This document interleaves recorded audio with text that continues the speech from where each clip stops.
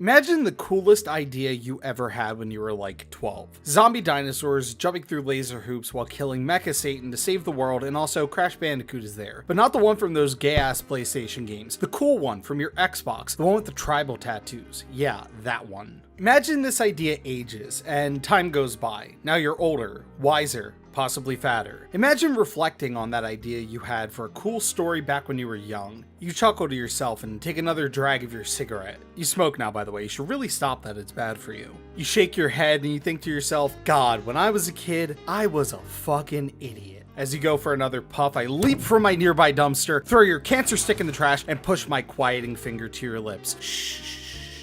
Quiet boy, I want you to think long and hard about that idea you had from your youth. I want you to take solace in the fact that your concept is fucking awesome, and that everything you liked from when you were 12 is based and epic. Monkeys? Cool. Dinosaurs? Amazing. Ray William Johnson? Okay, well, not everything is a winner. This is the mindset that I imagine one Kota Hirano was in when he created his most famous manga, Hellsing. Hellsing has an incredibly simple elevator pitch that would hook 90% of audiences who heard it. What if Dracula had a gun and killed Hitler? Fucking perfect. Awesome. No notes. It's an idea so absurd in its bluntness, yet at the same time so simple that you have to kind of smack yourself for not thinking of it first. Yet, despite its frank premise, Hellsing has endured as a classic for almost 30 years. Is it because it strikes some deep and evocative note in those who watched it when they were young? Or because it speaks to a truth that has remained relevant all these years later? No, it's because Hellsing is rad as hell, obviously. Style over substance gets thrown around a lot as a means to critique art that relies solely on its aesthetics in place of any narrative value. But honestly, in Hellsing's case, it being so focused on aesthetics is a big plus in its favor. Something you immediately recognize without even thinking about it is how striking Hirano's artwork is. Every character has a well-defined silhouette, and the way he frames them is instantly iconic. For Hellsing, style is substance. It's what makes the series kind of what it is. Despite being a mainstay of anime circles for years, Hellsing's popularity has waned recently. This could be due to the inevitable passage of time, or it could be the lack of any follow-up or interest from either the creator himself or any production teams that have worked on the original animations, or it's probably just the fact that this shit's kinda old and it's not exactly groundbreaking like your Cowboy Bebops or your Dragon Balls. Whatever the reason, I find it sad that this new generation of anime fans are missing what was once an integral part of the otaku diet. It's like a meal without a hearty starch. So that's why I'm here today, to give those of you who don't have one a reason to go back and experience Hellsing. Only one problem. Actually 3. What version of Hellsing should you sit down with and take in? The short answer is all of them, obviously. But let's say you have a bomb strapped to your chest that will kill you if you watch different versions of the same story, and so you can only pick one. If that's the case, then let me take you on a journey filled with uber violence, viscera, and vampires as we take a look at each version of Hellsing to determine which is the definitive way to experience Hirano's vision. But first, let me start us off with a question. What exactly is Hellsing? Hellsing is a manga that premiered in Young King Hours, I'm just gonna go with that pronunciation, in April of 1997, written by ex-hentai author Kota Hirano. The series follows the exploits of the eponymous Hellsing organization through the eyes of its newest recruit, Ceres Victoria.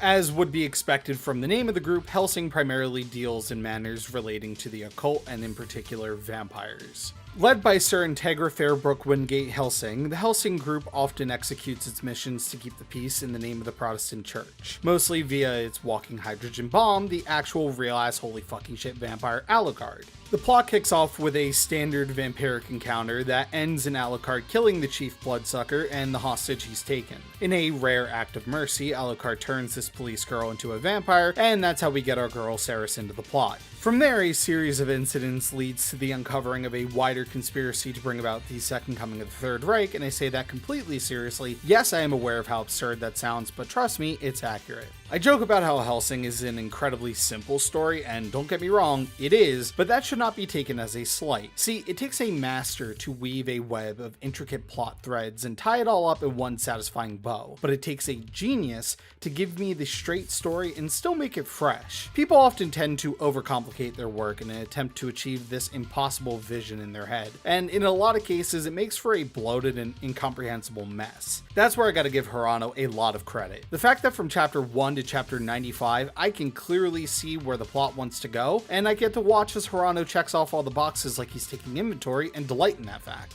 I'm a big pro wrestling fan, and a general truism that gets thrown around in those circles, or rings, is something being obvious isn't necessarily a bad thing. If something goes the way you think it will, then that means it makes sense.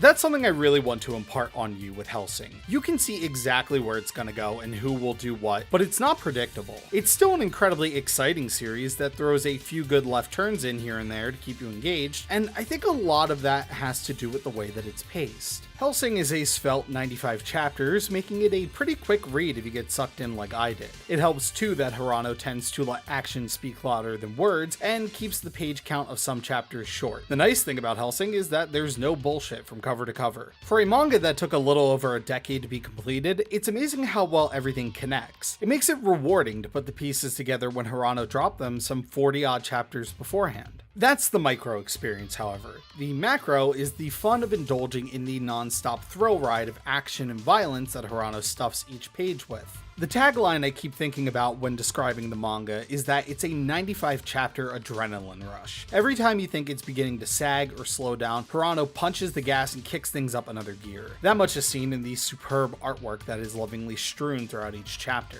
Hirano is no fraud when it comes to being a master of the pen. Hellsing might just be my favorite manga to gawk at. Hirano hits this really interesting combination of gothic sensibilities with his moody shadows and looming figures, and manages to blend it seamlessly with over-the-top artillery porn. The man loves his guns, and that much is obvious with how sensually he shows off Alucard's Jackal or Ceres's Harkonnen. The fact that he can casually add akimbo pistols to Dracula and it just works is worthy of more praise than I think I'm capable of. It's an absurd image for the mind to conjure, but in the world Hirano managed to craft, this borderline joke imagery is not only taken seriously, it's fucking awesome. Next to the weapons they wield, I think the thing that draws most people to Hellsing in the first place is Hirano's character designs. I'm so serious when I say this, I don't think there's a bad design in the series. Every character, whether major or minor or the major, aren't I hilarious, looks amazing and perfectly conveys their deal the second you see them. Alucard is an instantly iconic character design with his long trench coat and sweet pimp hat, complemented with those tasteful glasses that sell you on the fact that not only does this guy whip ass, he looks great doing it. It also helps that Hirano is no one-trick pony. Hellsing has such an aesthetically diverse cast, it's a miracle that they all gel so well together. No two characters look the same even when they're related. Hirano's trick in this department is to give each character something that is so undeniably them. Here are some good examples. Jan's hat, Rip Van Winkle's freckles and glasses, Blitz's tattoo and lazy eye, Walter's monocle, the list goes on. Hair is also something Hirano uses exceptionally well, and it helps differentiate a lot of his characters. While anime used to get a bad rep for ridiculous hairstyles, a unique haircut does significantly affect a character's silhouette. Hirano, however, tends to use hair as a way of framing his characters' faces, since, you know, the man is also a wizard at drawing incredibly interesting expression. Look at how Integra is always portrayed as an incredibly focused and motivated character, so her hair frames her face in a very straight and narrow manner. Contrast that with how Alucard's hair tends to change at the drop of a hat to best fit how Hirano wants us to feel in that moment. Sometimes it's this shorter cut that makes him look bigger than he is, making him feel more menacing, but as things get wild, his hair grows to reflect that and makes him look like the deranged monster that he is. He goes from the Cure to Ozzy Osbourne on a dime, and you never question it because you're too enraptured by how cool it looks. Alucard is the best character Hirano has to show off his aptitude for using darkness and shadows to frame a scene. One reason I love reading manga in black and white is that I'm always so intrigued by how mangaka are able to get creative with just two basic colors. With almost every panel he draws, Hirano does a stand-up job at making an engaging painting for the audience to lose themselves in. By utilizing formless shadows, Hirano manages to make his panels both chaotic, yet uncluttered, as he's always directing your eye exactly where he wants it to be. This is something I give the manga over any adaptation, is that Hirano does the best job at conveying what exactly is happening in his action scenes. Alucard, and by extension every vampire in the series, have such absurd abilities that it tends to create buck-wild fight scenes that require an expert to show off for the audience to have any chance of making sense of it. It's not that any of the anime do it poorly, it's just that from Hirano's mind to the page, he knows exactly what is and isn't important to show us, and therefore cuts through all the fluff and gives us the goods every time. This seems fairly obvious, but you'd be surprised how much motion adds to the readability of complex moments in a manga. See the Vento Ario anime if you want an amazing example of that phenomenon. Every fight scene has this amazing kinetic energy to it that gives you a very intimate look into what kind of firepower these freaks are packing and what kind of damage they can do.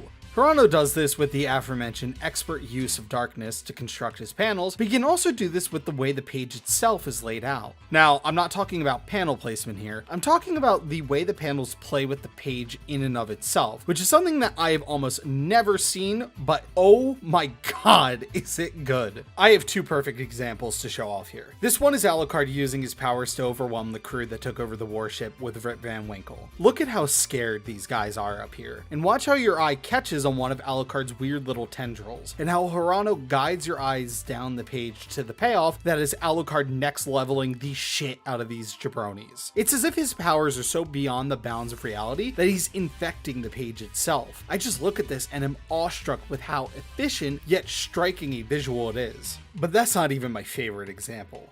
This is. So to set it up, Blitz, the person on the first page here, can create illusions, which in this case are shown as a stained glass window of someone's memories. She's already done this to Ceres once before in this fight. Since then, Ceres has hit her big power up, and she just says, fuck that noise, and breaks through this window and grabs Blitz from 2 panels over and drags her back onto the page into reality. This little trick is so impressive because 1, how do you even think of something like this? And 2, much like the Alucard example I presented above, it shows how next level Ceres has become. Not only can she fight someone head on, but she can transcend the bounds of her own medium to do so, which just made me pop off like I just won Evo, doing little fist pumps and shit. I was at work, it was really embarrassing. Hirano seemingly made it his goal to give almost every member of our main cast something cool or memorable to do. Whether it's something important or a nice character beat, it's impossible to write anyone off as completely superfluous. Like most things in Hellsing, it begins with Alucard being my main character. I've alluded to it very subtly up until this point, but let me set the record straight. If Piccolo is the godfather of aura farming, Alucard is his brightest disciple. The man invented aura crop rotations. The man innovated and farmed aura in what should have been a desolate wasteland. Alucard is so cool he can chill your beard just by looking at it, and goddamn it, I love watching him go to work. He's such a straightforward character that's incredibly easy to root for because he has that Kenshiro quality about him for a majority of the series, where it's not exactly a matter of if he can beat up the bad guy, but when.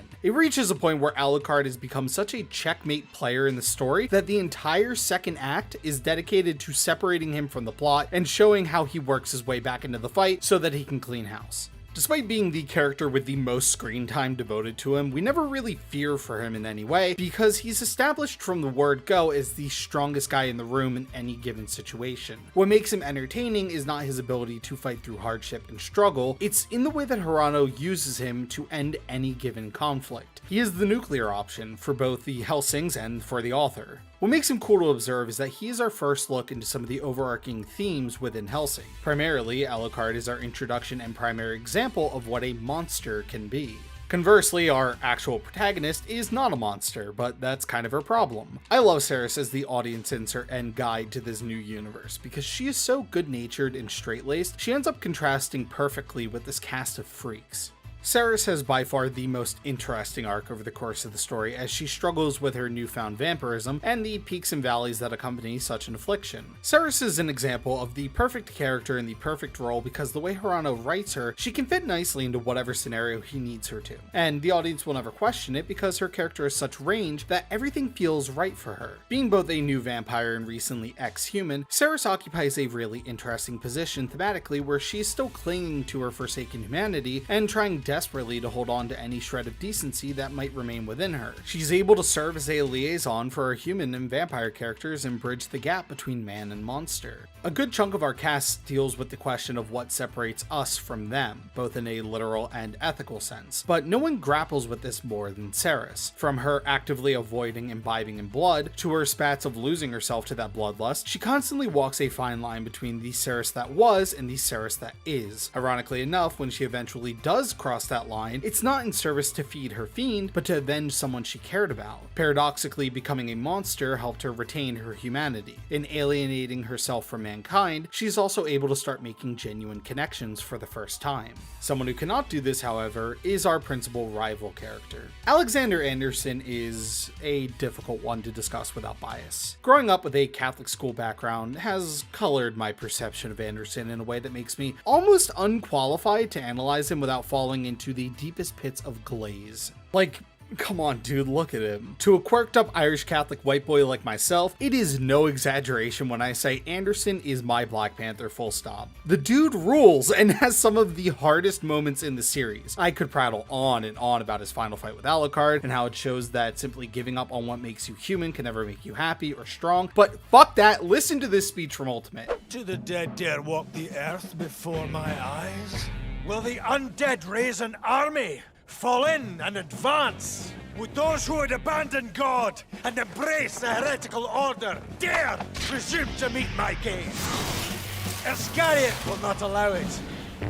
I will not allow it. You will be cut down like straw, trembling before my wrath. Amen! He's the goat. I'm so fucking hard right now. I can run through a brick wall. Fuck! What makes Anderson work so well as a rival character is that he perfectly contrasts Alucard in almost every way. But he's also exactly like him. Brash, arrogant, with motivations that are deeply rooted in both his convictions but also his ego, and just so irresistibly cool. Something I also love is how Anderson contrasts with Alucard visually. Alucard uses guns, Anderson uses bayonets. Alucard disappears into a colony of black bats, Anderson disappears into a flock of white pages. So on and so forth, something, Blue Oni, Red Oni, Dante Virgil, etc. Anderson is one of the best Vegeta-likes out there, and much like Vegeta, a lot of what makes him endearing is that the audience gets the opportunity to cheer for him and be on his side. The brief glimpse into the Hellsing and Iscariot cooperation helps set up the tragedy that is his final confrontation with Alucard. I love this fight because while it's just as heart-pounding as any of Alucard's other battles, for the first time in the series, you feel a sense of real despair as you realize there's no way that Anderson can win. But there's that small part of you, despite logically knowing how this story will go, that roots for Anderson in spite of all reason telling you otherwise. Fuck man, I love him. I love all of our heroes, regardless of allegiance. Rondo was just able to make a really solid group of good guys that never feel like they're overly preachy goody two-shoes, despite the fact that one of them is literally a preacher. Nobody in our cast is an out-and-out good person. Our heroes are just a group of pragmatists that do the least evil thing to get the best ending they can. What ends up endearing us so well to our heroes is just how vile our villains are. And I'd be lying if I stood up here and told you that I didn't love them either. Do you know how difficult that is to make your audience care about and actually enjoy spending time with your villain group, especially when they're Nazis? I want to make this 100% clear right now. Most of the joy I get from Hellsing is derived from the fact that I fucking hate Nazis. I'm very proud that Hellsing carries on the great American tradition of murdering Nazis indiscriminately. Nazis ain't got no humanity. They're the foot soldiers of a Jew-hating, mass-murdering maniac, and they need to be destroyed. And that's why each and every son of a bitch wearing a Nazi uniform, they're gonna die. We will be cruel to the Germans, and through our cruelty, they will know who we are, and they will find evidence of our cruelty in the disemboweled, dismembered, disfigured. That being said, I fucking love Millennium and think that basically every member is a winner in terms of how to write a cool villain. Don't get me wrong, they're not the Chimera Ants or anything, but they're damn entertaining, that's for sure. They all have unique abilities and presentations that make them all memorable. From Nazi Catboy to butch lesbian coded tattoo enthusiast to serial Rust 1v1er, Millennium is an incredibly colorful core of crooks. And what mention of Millennium would be complete without discussing the always indelible Major? Gentlemen, I love the Major. Gentlemen, I love bombastic monologues. I love highly colored purple prose. I love batshit motivations that are so absurd they border on philosophical. Gentlemen, I want more. God, what an electric villain. Completing our little perfect triangle of relationships between himself, Anderson, and Alucard. All different faces on the same die, all as deranged as the other. This is just a personal thing, but making Nazis actual characters in a not-so-serious story is always tricky in a sense because the Nazi movement is just so uncomfortable to make light of. Something like Schindler's List is able to make them into people while retaining the air of tragedy that hangs over the Nazi occupation of Europe, because because that's a serious drama. Hellsing is a series where Dracula has a cool ass pistol that he blows the head off of a Catboy with. So it's a relief to say that Hellsing does not actually try to reckon with the rhetoric or credo of Nazism, but instead boils Nazis down to their base element: unabashedly evil, cruel, and violent bastards that seek no peace in this world, but only serve to plunge it into eternal strife. Hellsing is not concerned with whatever humanity might be in the Nazi, because as far as Hirano is concerned, they aren't human. Even their leader is nothing more than a cyborg that's lived far, far too long. Hellsing has a lot to say about the nature of violence and war. The Major himself is a big proponent of war, not only as a physical state of the world, but almost as a metaphysical concept. What makes his musings on war so intriguing is that the way he fillets conflict becomes so gratuitous that the idea of what a war even is begins to lose all meaning. That goes double for violence. Hellsing is such an aggressively violent and gory manga that the excess begins to wash over you in a way. When you read Hellsing, you begin to accept savagery and conflict as easily as you'd accept the sun rising. It makes the Major's conclusions on why he fights so fascinating. Towards the end of his campaign, the Major surmises that what separates a man from a monster is drive, the human will to accomplish something for a purpose. War at its base is fighting for a cause, and throughout Hellsing we see each character reveal the cause they're fighting for, whether it be money, pride, God, humanity, or just the simple thrill of combat. Motivation is what moves us, and like it or not, a monstrous man who's motivated is a man nonetheless. As another famous vampire once said, What is a man?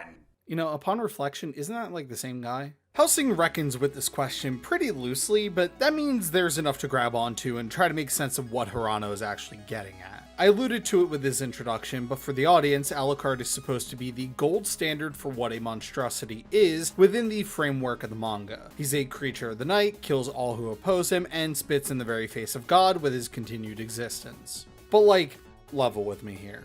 Does he really? Like, I know the Church of England is objectively evil and heretical and all that, but he actually does serve God, no? That's the idea of Hellsing in the first place, and following this line of questioning, he doesn't just kill innocents for the lulz. He does it on the order of Integra, and whatever happens, happens, you know? It's funny because whenever Alucard fights a member of Millennium, the fights go more or less the same way every time. The villain initially has the upper hand and proclaims that Alucard is not as cool as he thinks he is, and then Alucard turns his love on, next levels, and jabronies them. Then as they crawl away bleeding, they cry out that Alucard is a monster not meant for this world. Well, no, that's rich coming from a Nazi. But it's interesting, that phrase gets thrown around with such frequency. It's almost like Hirano is trying to tell me something.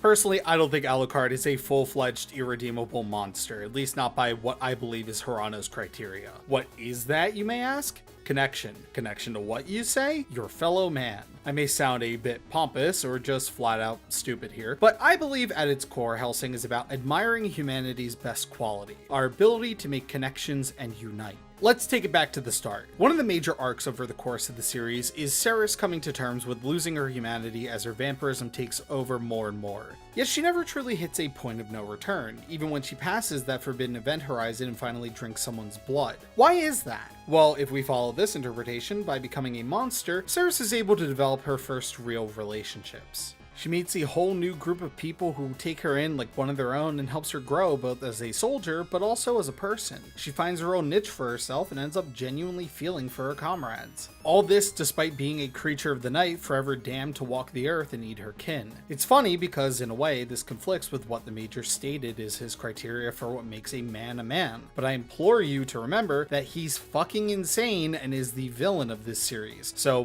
what he says is total bullshit in my book. Personally, a man who feels no want to be with others is the true monster, and who are bigger loner losers than Nazis. Men and women whose entire ideology is based on elevating themselves above others in an attempt to refute their own humanity. This is the basis as to why Millennium fails, not only because they're punk-ass Nazi losers who get beast-moded, but because as a united front, they have no synergy. Each member of the werewolves work independently of each other and suffer for it. They try to do their own thing, believing in their self-ascribed superiority superiority and get clapped over and over again by people they thought were beneath them. We see this pattern repeated in our Vatican players as well. Archbishop Maxwell falters by going into business for himself and disregarding his mission from God to protect and care for his fellow man. Maxwell is shown in his flashback as being an angry and borderline misanthropic child, which makes his heel turn understandable when you realize he's never gotten over it and is desperate to bury others under his own ambitions. Again, another lonely loser who decides to give in to his monstrous tendencies, but I'd like to turn the focus to a genuine fall from grace. Anderson's great mistake in his fight with Alucard was forsaking his ideals for the chance to kill Alucard. This fight, in addition to being one of the best in the series visually, is so key to tying Hirano's themes up in a nice little bow. Alucard is on the verge of pleading with Anderson to not go as far as he believes he has to, directly saying to become a monster like me, to give up your humanity shows that you are weak. You lost as a man, so you resign to become a monster, and it becomes your destiny to be bested by humanity. Alucard goes on further about how a monster cannot kill another monster. It simply isn't how nature plays this game. Even in Alucard's own life, both times he's been bested was by a human. His plea to Anderson is not an attempt to play games, but a last-ditch effort to hit him with a reality check, to ask him to look around at everything he'll lose if he commits to this. And in the end, Alucard is vindicated when he has to destroy the monster Anderson becomes. The key point to Alucard's warning is that a monster of God is no less than a monster of the devil. They are both inhuman and end up isolated by the power they've taken in.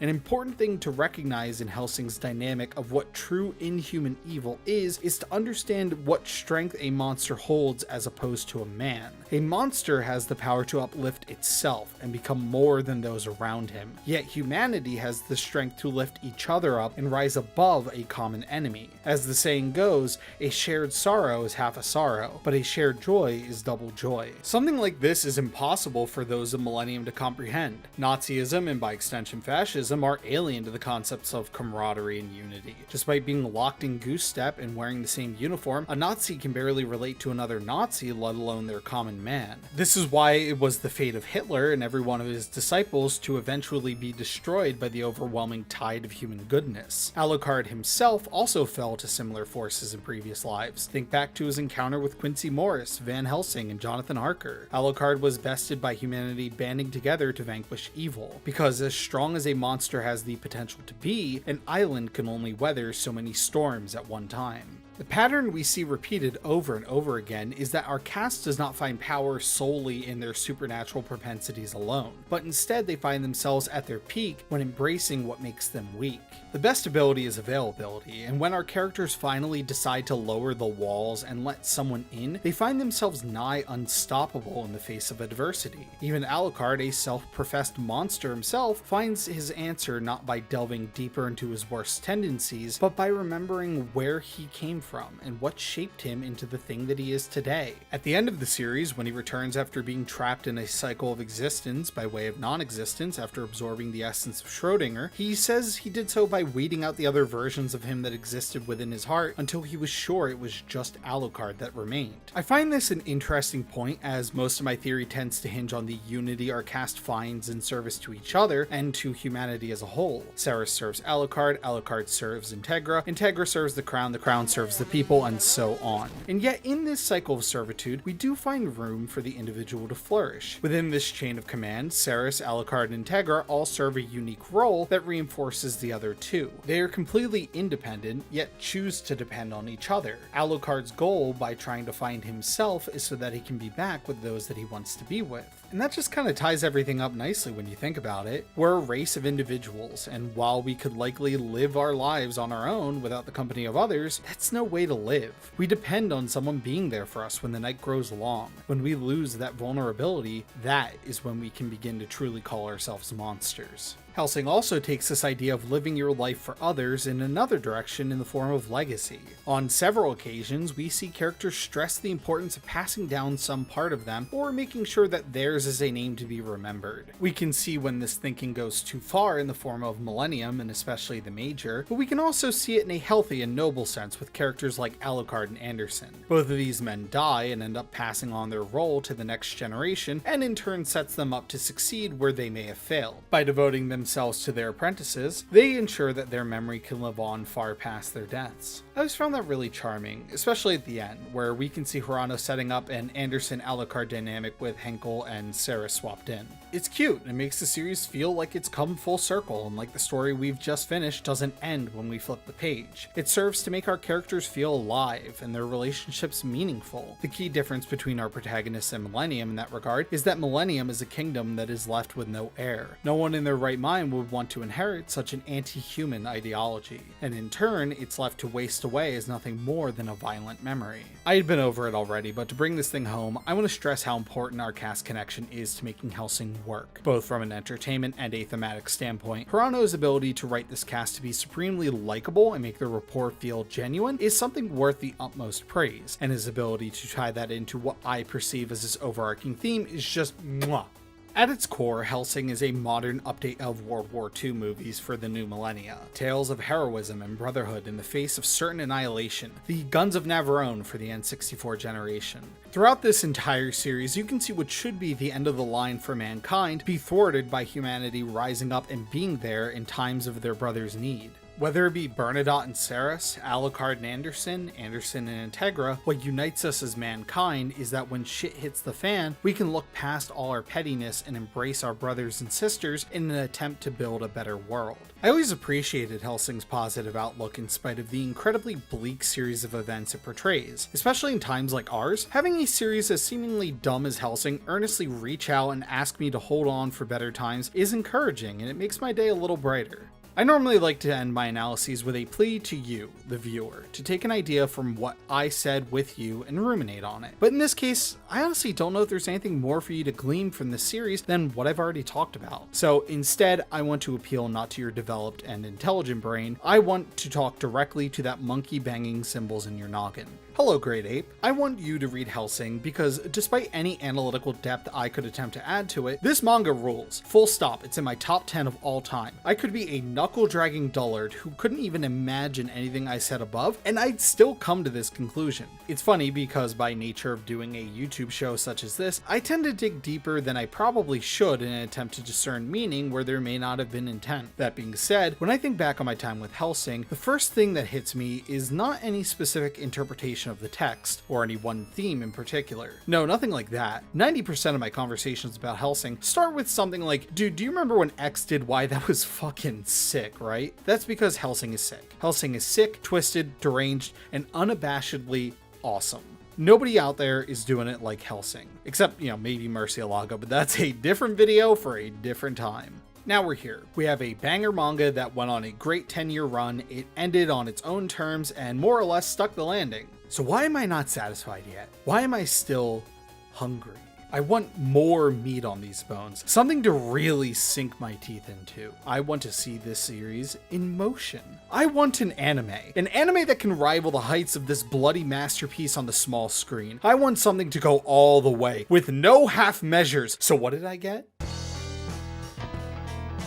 Hellsing's first adaptation was handled by Gonzo, best known for their work on Welcome to the NHK, Speed Grapher, and Blue Submarine No. 6. And it's okay. Hellsing 01 is kind of hard to talk about in an objective sense because on one hand, it's fucking baller. On the other, it's clearly the worst version of the story out there. That isn't meant to disqualify it though. Hellsing 01 does offer a lot in terms of entertainment and is most definitely worth your time. God, I'm not selling this well, am I? Okay, well, let me go over what they got right here at least. First and foremost, Hellsing 01 absolutely nails it in the production department. The show looks amazing. The way things are colored has this very nice and vibrant palette, but still is able to be dark and moody when it wants to. This is due to the fact that it was an early Digipaint series, and as such has this slightly blurry haze over everything that really adds to the visuals. The best thing I can compare it to is Boogie Pop Phantom, where it almost looks like you're viewing the show through some kind of filter. And while in Boogie Pop's case, this adds to the dreamlike ambiance that show was going for, in Hellsing, it's more subtle and serves as a way to blend the hard lines together to give all the visuals this nice sense of flow. The music is also a standout, especially when compared to Ultimate. That isn't to say that Ultimate's music is bad or anything, but rather to prop up 01's music because it's just that good.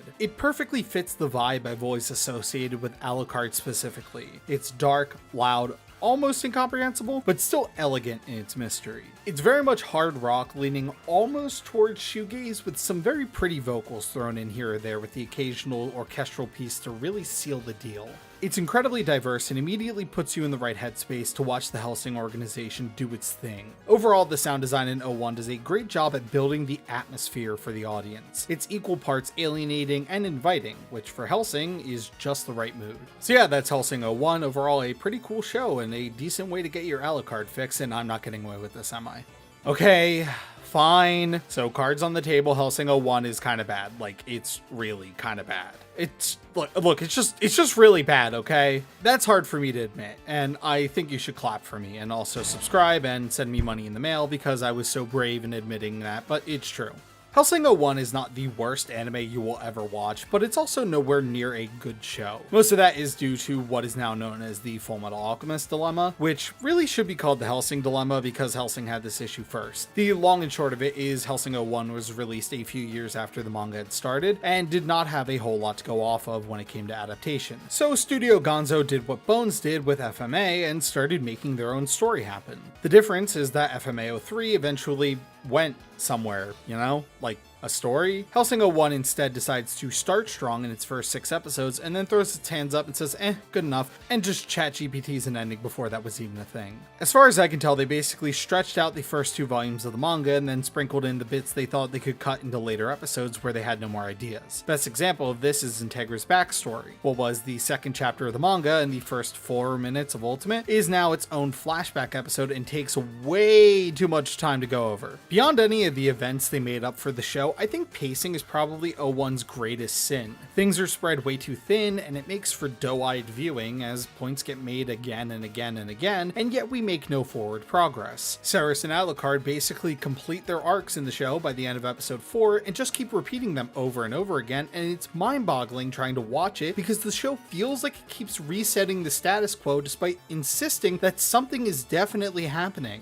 Which is sin number 2. Nothing fucking happens in the show. Hellsing is, like I said, a simple story, but it has a lot of moving parts. Something I really appreciated about how Rondo developed his narrative is that it feels like it builds on itself so naturally. It's like watching a flower bloom in a time lapse. What starts as a small and intimate incident unfolds into a world-ending catastrophe, and it feels like the logical conclusion. Which makes watching 01 that much more infuriating because you can see the bits and pieces that hint towards something more if you have the manga in mind. And then it just goes nowhere and tries to lie to you like it has a point. The best way to explain this is the chip they find around episodes 7 and 8. At that point in the manga, they piece together what Millennium means and who is behind this. In the anime, however, their clue is a chip retrieved from some vampire they fought, and just like, come on, look at it! It's so clearly a swastika! They are clearly Nazis! But you bring that up to 01 and it's like, wait...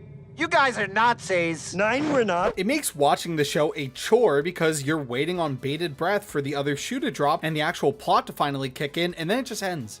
It gets worse when you compare to other versions because you can see how much time should be afforded to certain plot beats. Take for example the part where Alucard and Ceres hunt down a vampire couple who are killing families across the English countryside. In the manga, this is 1 chapter, and in Ultimate, it's like 6 minutes of episode 1. This is a footnote in the greater Hellsing canon that serves to show us 2 things. 1, how cool and strong Alucard is, and 2, how Victoria is adjusting to her new vampiric lifestyle. Important, yes, but brief, which is exactly how it should be. Now you take a look at 01 and it's the whole 2nd episode. This stopgap does not have enough meat on it to justify a full 20 odd minutes. Hellsing 01 is so guilty of taking whatever they had and just stretching it thin as paper. Obviously this is because they were trying to do as much of the manga as was afforded to them, but in reality they only end up adapting the first 2 volumes. In doing so, it uses all the parts of the buffalo and just ignores inconvenient hints at a potential endgame like the above mentioned chip. This leaves us with a completely flat and lifeless finale starring this dickless beast. One of Hellsing's greatest strengths is its incredibly colorful cast that bounce off each other really well. Even the minor characters add splashes of personality to this series, and they all feel necessary to some degree. The issue with 01 having so little of the manga to adapt is that they don't have a clue where these characters are supposed to end up. While Hellsing has a really cool and expansive cast,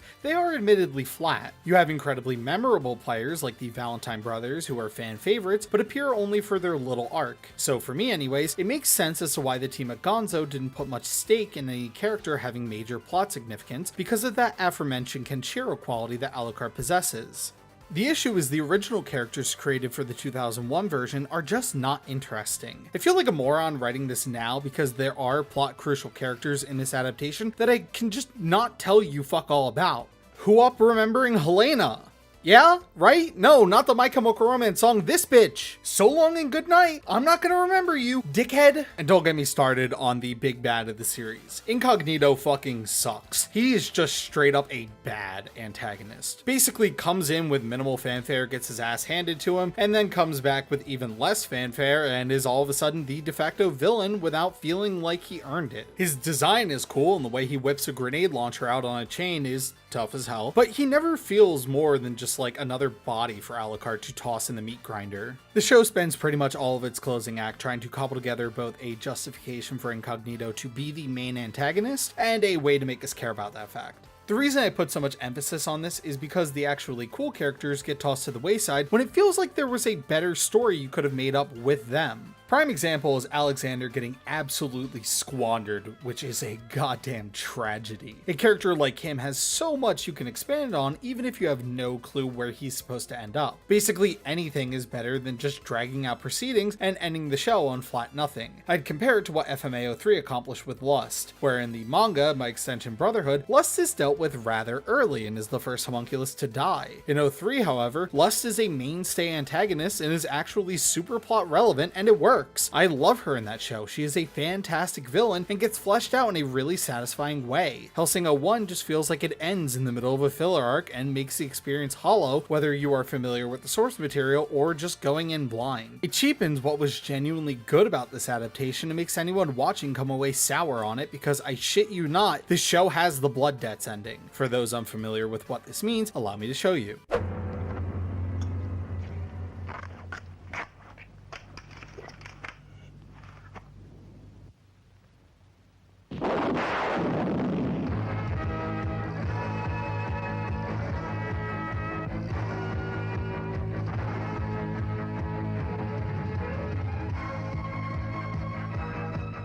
No joke, the show actually just ends like this. A random action scene followed almost immediately by text that says they're still looking for whoever is behind this and blah blah blah. It's shitty, shallow, and rinky-dink. The whole last episode feels slapdash. It's clear that this is where the money ran out and production hit the just get the shit done phase. A lot of the last fight is just cutting to still frames of Alucard over and over and over again, and it feels like you're watching a parody of Hellsing. Trust me, I'll get to it. The best way I can convey the experience of watching Hellsing 01 as a fan of the series is like having a dream about Hellsing. Everything feels like how you remember it, but some things take a little bit longer, some are out of order, but it's mostly there. Then as the dream goes on, your brain starts making stuff up and keeps trying to fit that into this familiar framework, and you're looking at it confused like, okay, yeah, I remember this, alright. And then all of a sudden you end up inventing a random character named Jim Bob McBloodsplatter, and you're like, oh shit, it's fucking Jim Bob, I didn't know he was here. And then you wake up suddenly and feel uneasy for a quick minute and question whether or not that's how Hellsing is supposed to go. Then you snap back to reality and go take a shower and just feel kind of weird. Hellsing 01 is not the worst anime I've ever seen, but it's by far the worst way to experience Hellsing. So obviously it was the one that I finished when I was 14.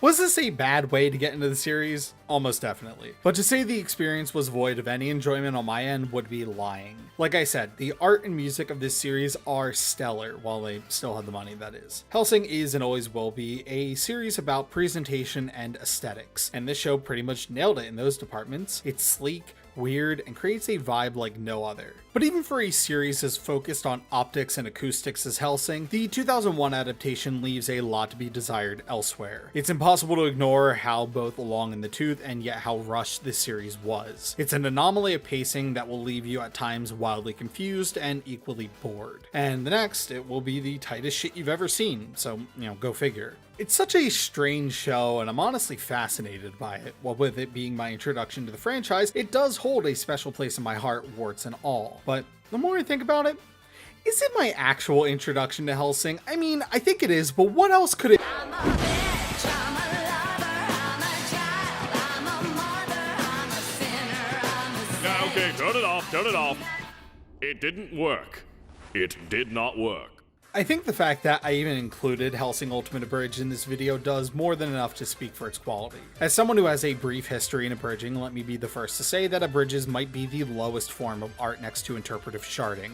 For the protozoas out there who were still swimming in they dad's nutsack when abridging was in its heyday, and thus remain blissfully unaware of early 2010s anime humor, abridging is the process of comedically redubbing anime to fit in as many bits per minute as possible while keeping the general framework of what you're abridging intact. Now there are funny abridges, there are amazing abridges, and then there's the rest. Hey, if I had to put a label on Hellsing Abridged, it'd simply be the best.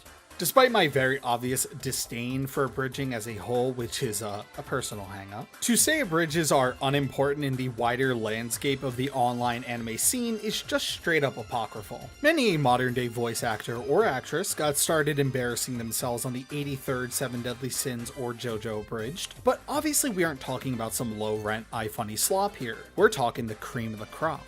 Forgive the glaze, but I hold a massive amount of respect for Team 4-Star and in particular one Takahata 101. You know, currently there's something maybe happening, but I don't know about that, and if this ages poorly, just forget I even said it. Despite not being in the game, God fucking shoot me, for a while now, his influence on me is undeniable and something I hold very dear to my heart. Something I often reflect on are the creators whose influence brought me to this point. I find it fascinating that some 15 odd years ago I saw a funny guy make a few good dick jokes and now I'm sat here prattling on for 40 minutes about an anime I only got into because of them. What I gathered by examining what I deemed as influential to me is that, man, I was garbage at picking people to emulate. Most of the ones that I can immediately point to and tell you, God, I love that guy, are either stupid, evil, or just fucking obnoxious. But, accusations pending, not Takahata. I find it very endearing that almost 15 years later I can tune into one of his streams and still see the same guy that lit a fire in me all those years ago. It makes me smile to know that while everything changes, I can still be reminded of those more innocent days. Alright, enough with the shaft work. What of Hellsing Ultimate Abridged? Well, what do you want me to say? It's fantastic. Now, part of me wants to use this segment as a bit of a writing exercise. As it stands now, I'm writing this before rewatching any of Hellsing Abridged, and by my recollection, this series irrevocably shaped how I speak for better and for worse. The series was just so quotable to the point that certain jokes ingrained themselves on the collective unconsciousness of the internet.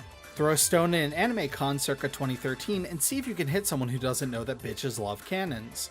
Clearly it's due to the stellar writing, but I would argue the show-stopping voice actors shoulder half of the work. A good joke can be an amazing one if delivered properly, and by God does this team deliver. For what was a once-a-year holiday special side project, the love and production that went into Ultimate Abridged would have you thinking it's their life's work. Special mention obviously has to go to Takahata's Alucard. As much as I adore Crispin Freeman in the role, I'd be a big stinky liar if I said whenever I thought of what Alucard sounds like, I don't immediately hear Takahata yell, "Oh, you dirty bitch, work the shaft." Something I often feel is lost in parody is a genuine taste for what the original is. Many people tend to skip to mockery before they build up a passion. To make fun is to love, at least doing so in earnest anyways. And that's what I feel most from Hellsing Abridged. It's very clear that this team loves Hellsing and loved making this abridged. From bow to stern, this series is of the utmost quality and is well worth your time if you're looking for a good laugh. And now I talk about Hellsing Abridged after rewatching it and catching the episodes I never saw. I genuinely dreaded the lead up to me watching Hellsing Abridged as a grown-ass man. While I loved the series when I was younger, that was 12 years ago, and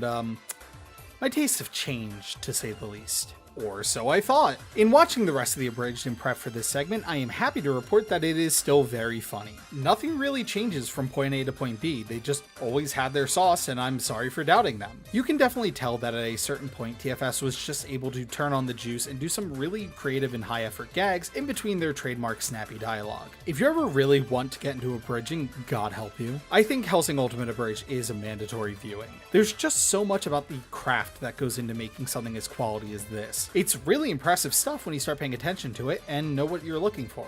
What of Hellsing Abridged as an adaptation of Hellsing? What a weird question, right? But in all seriousness, I think Abridged should in some way be considered as legitimate adaptations of their source material. Something I always remembered hearing about SAO Abridged was that it was an improvement on the original. While this could be seen as a snide dig at Sword Art Online, go watch those old episodes and you'll see that it is far more entertaining from something witty's perspective. What I'm trying to get at here is that I don't think Abridges function in the same way as something like a traditional anime adaptation does in terms of adaptation, but I think it's a valid reinterpretation of a piece of art. So how does Hellsing Abridged hold up in that regard? Well, like most parodies, Hellsing Abridged follows the skeleton structure of what it's spoofing and actually does a pretty good job of not only conveying the general plot of Hellsing, but also nailing most of the character dynamics. Obviously, they greatly exaggerate things for comedic effect, but I love the slight tweaks they make here and there. King amongst them being how they made Alucard less of a stoic badass and more of a wisecracking jerk-off. I like this specific version because it feels like a logical conclusion of that character. Someone who's been around for millennia and now everything is a big joke to him. It's silly and used mostly to hang jokes on, but it's incredibly entertaining and in some way,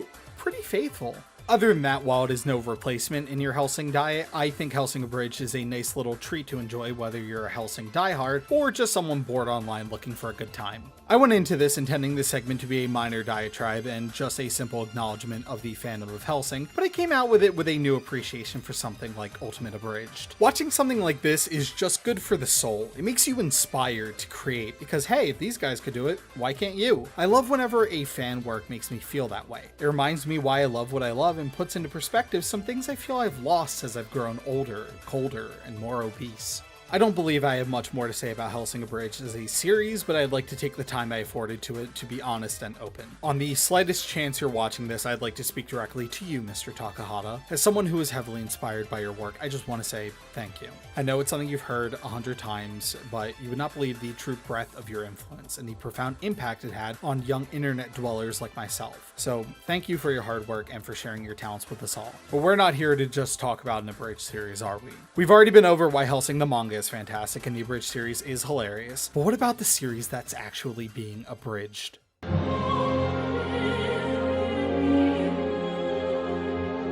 Hellsing Ultimate is, as the name implies, the ultimate way to experience Hellsing. Full stop, no notes, one of the best adaptations I have ever bore witness to. Hellsing Ultimate is so good it makes me feel inadequate, but not in a bad way, in a I'm into that and getting off kind of way. Animated by Studio Madhouse, Hellsing Ultimate is an achievement in every sense of the word. Everything that I find essential to making Hellsing the manga work as well as it does is not only in Hellsing Ultimate, but in some cases it's enhanced. It is the gold standard for an anime adaptation. Not only does it take what works for the manga and translate it to the world of animation, but it innovates to do something unique within its own medium. Narratively and thematically, mostly everything remains how we left it at the end of the manga, with minimal changes or compromise. This is both good and bad for us, because the manga is, like I said, amazing, but also this is a video discussing adaptations, and with one as rock solid as Ultimate, it leaves me little room to say anything I hadn't said 40 minutes ago. So instead, I will take this time to talk about some parts of the Hellsing manga that I think are improved upon in Ultimate. Beyond being a great retelling of Hirano's story, Ultimate is a masterpiece in its own right and should be most people's first choice when diving into Hellsing. First thing off the top of my head is the pacing of the series. Pacing seems to be our key word today, and let me explain why. Look, I'm a busy guy. Life's moving pretty fast for me right now, and I don't like sitting with a series I know is going to waste my time or bore me. It's just a fact of life. What can I say? At my core, I'm an iPad baby. Goo goo gaga, sue me. That's what made the manga so invigorating for me. Not only is it brisk, but it's fleshed out and feels like it never wastes a note. But more importantly, it gets to play every note it wants to. Nothing feels unresolved or left on the cutting room floor, and if something was, it's not significant enough to have impacted my reading. So take this and improve on it even further, and that's Ultimate. Unlike its predecessor, Ultimate never feels like it's dragging something out. Obviously, it's because they had a completed manga to adapt, and it clearly had a bigger budget with it being a series of OVAs, but I'm still impressed nonetheless. What's shocking about Ultimate is that it adapts one volume per episode, which at first can seem like a big ask. That's approximately 10 to 12 chapters per 40 minutes. Let me assure you, you will forget that the moment you start watching. The direction on Ultimate is simply superb. This team just got what makes Hellsing so great, and instead of trying to change the recipe, they refined it and made it even better. There are some minor additions to the original, and yeah, they're pretty basic, but effective. The one that always jumped out to me is that we get to see a little bit more of Luke in the Valentine's raid on the Hellsing compound. In both the manga and the original anime, Jan gets far more screen time, and we only see Luke when he's getting punked out by Alucard. Ultimate offers a small scene showing that Luke is actually quite strong and can easily tear through the Hellsing forces. It's a little thing, but sometimes the little things can make all the difference. Personally, the core design thesis of Ultimate appears to be just do what worked before, and if something wasn't working, elevate it, which in turn creates a rising tide raises all ships scenario. This is due to the anime having incredibly good production. From the art, to the VO, to the sound effects, everything is top shelf. I'd mentioned it in passing when talking about the Abridged, but Ultimate presents the best argument for why you should watch Hellsing's dub. In truth, I am a dub enjoyer across most anime. I tend to watch a lot of TV while doing something else, be it studying, grinding in a game, or doing 70 in a school zone, so a dub tends to be my go-to when it comes to getting my anime fix. I'm a proponent of most dubs in general, especially those mid-2000s Funimation dubs with like Yuri Lowenthal and shit. What can I say? I'm a sentimental soul and I got nostalgia for these things. Honestly, I do think most of them are quality and do a fine job at delivering the goods across the language barrier, so take it as God's honest truth when I say Hellsing Ultimate is a sublime dub. The 2001 anime was no slouch either, but I think with the script they were given in Ultimate, it afforded these VAs the opportunity to put on showstopper after showstopper. Almost every one of our main cast members are standouts, but I'd like to give special mention to Mr. Stephen Brand for his portrayal of Anderson. The raw charisma found in every line read is magnetic. It turns Anderson into possibly the most interesting character on the show. Brand's performance mixes the two parts of Anderson into a fine audio cocktail. One part doting and kind pastor who looks out for the good of humanity, and one part crazed religious fanatic hopped up on his own zeal. It makes every scene with him intense and gripping because you never know exactly what Anderson you're gonna get, which keeps his appearances fresh. But no discussion of Hellsing's dub would be valid if I did not hit a pit stop to praise one Crispin Freeman. Freeman's Alucard is legendary amongst the ranks of badass anime voices. While I gave Takahata his flowers for his iconic work on Hellsing Abridged, I think Freeman's raspier take on the character ends up suiting him much more. I like that Alucard always speaks in a very commanding tone, yet everything he says has this very distinct hiss to it, like it was coming from the devil himself. What's more, when we need to get to that next level, the way that Freeman effortlessly kicks it up is flooring. He never becomes manic. He just starts exuding different degrees of supreme confidence. Alucard is refined and elegant, but when the going gets tough, he starts to let the mask slip and lets his savagery shine through. The way that Freeman balances these traits is similar to Brand's Anderson, but instead of being a switch that he can flip at a moment's notice, it's more akin to someone constantly having to hold themselves back. Not only does it do a great job at setting a tone, but it takes a character who is already electric on the page and supercharges them, really allowing him to jump off the screen and into my heart. If I'm being honest, being able to hear these characters speak the dialogue I read is what makes Ultimate such a standout adaptation. The life these performances breathe into Hirano's words is jaw-dropping.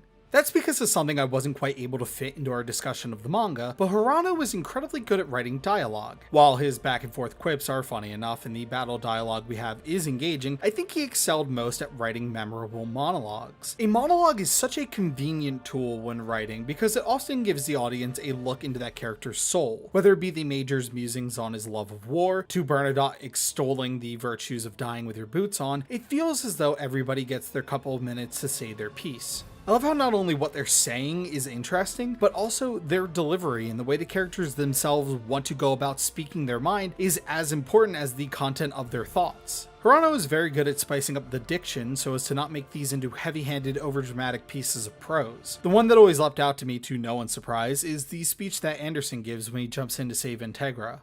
What originally starts out as an explanation as to why the Hellsings are the only true nemesis for him, he gets interrupted by a vampire about to strike. He then pivots and reasserts both his purpose and the credo of the Iscariot organization. It's such a watershed moment for him, and Ultimate took this already fantastic moment and just drove the point home even harder. That's what I mean when I say that Ultimate's goal is to take what worked in the manga and elevate it to that next level. As aesthetically pleasing as I found the 01 adaptation to be in places, to even put it in the same ballpark as Ultimate in any other category is borderline heretical. This is because instead of elevating the material, I feel the original anime cuts so much of what I've come to love about the manga out and change it to what they feel Hellsing should be. This is not just about the latter half when they ran out of manga to adapt. They even cut out parts that I find integral to Hellsing's success from parts of the manga they had reference for. To better explain what I mean by this, I'll lay my point bare and simple. Hellsing is funny.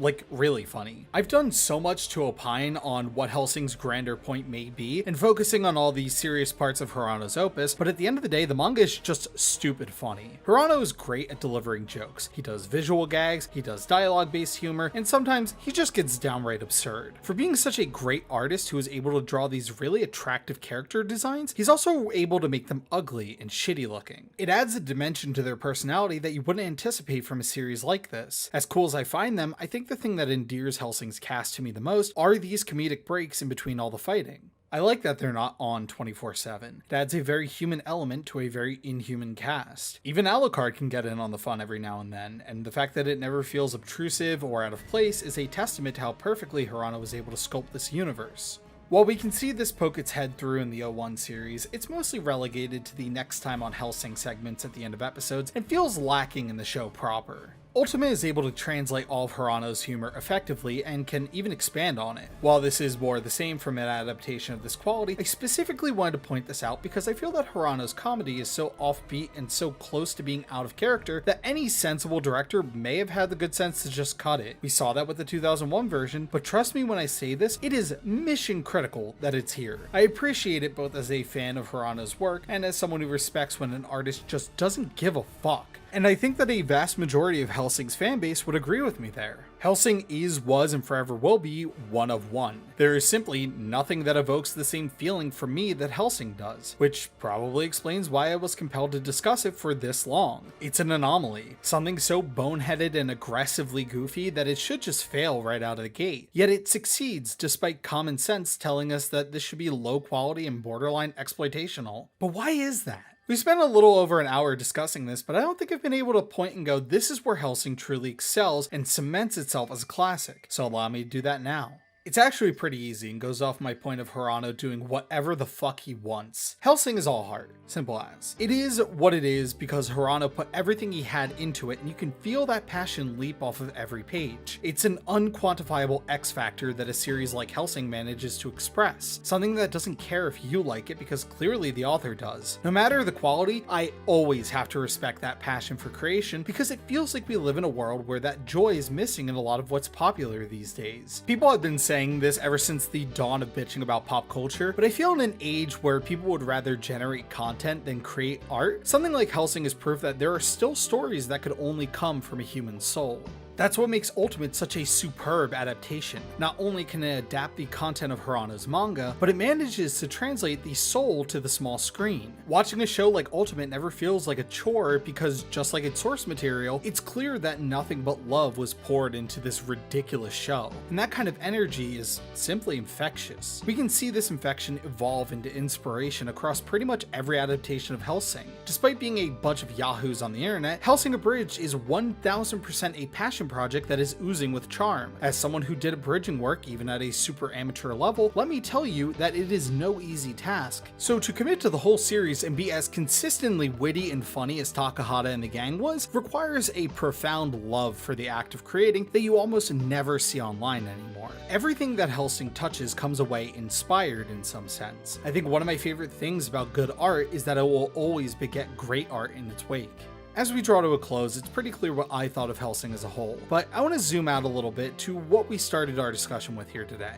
At some point in our lives, we felt that want to be creative or to make something 100% ours. Most of us never went through with it, whether it was a bad idea, we had no budget, no means to make it, no talent, something stopped us from doing what we wanted. I know it's happened to me many times, so let me sit you down and go over your concept again. I think your idea about zombie dinosaurs killing Mecha Satan and also Crash Bandicoot is fucking awesome, and you should make it. Whatever your version of that is, embrace it. Hold on to it. Make it yours. If you can't draw it, write it. If you can't write it, dream it. Just whatever you do, never let someone throw that idea out of your head. Revise it, ruminate on it, release it. Hellsing is a stupid series, but it also rips, and everyone I know thinks it's awesome and has nothing but praise for it. I bet at some point, Hirano probably doubted himself, thought this shit was stupid, but then he said, fuck that, and drew Ceres' ass a little bigger that week. The point I'm trying to make is, whether your passion is for music, drawing, making shitty YouTube videos, or pottery, you should pursue your hobbies with conviction. You may be busy, you may never get around to it, but never give up on it. Slow motion is still forward progression, and if it feels like whatever you're making is gonna take forever, then just go for it. No matter how long it takes, put out your dream project.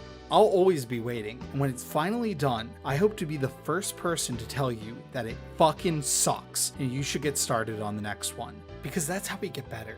My name's Michael. Get back to work. We'll talk when you're done. Hi, this is Michael in the post screen. Hi, yes, hi. I'm gonna do the call to action thing because we kind of have to do it now, but if you liked the last video about the Crooked Man, we're gonna make more like that, and if you wanted more videos like the Crooked Man video and like this Hellsing video, please like, comment, subscribe, share with your friends, show it to your grandmom, show it at your grandmom's funeral, let your grandmom know that I loved her too. Bye!